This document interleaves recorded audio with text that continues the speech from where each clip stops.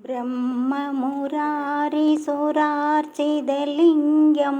निर्मलभाषितशोभितलिङ्गं जन्मजदुःखविनाशकलिङ्गं तत्प्रणमामि सदा शिवलिङ्गम्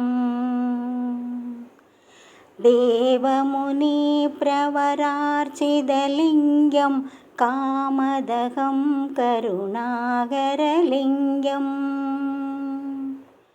रावणदर्पविनाशनलिङ्गं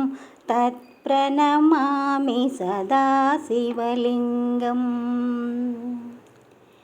सर्वसुगन्धिसुलेपितलिङ्गं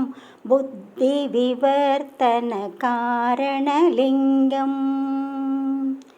सिद्धसुरासुरवन्दितलिङ्गं तत्प्रणमामि सदा शिवलिङ्गम्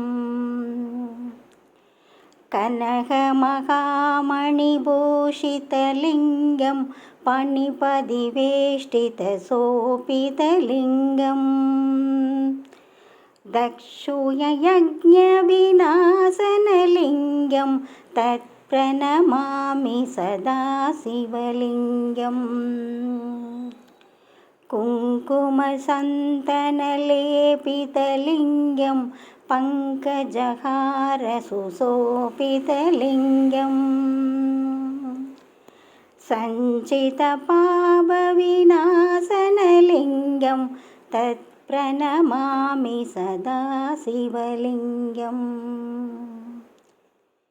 देवगणार्चितसेवितलिङ्गं पावेर्भक्तिप्रवेशकलिङ्गं दिनकरकोटिप्रभाकरलिङ्गं तत्प्रणमामि सदा शिवलिङ्गम्।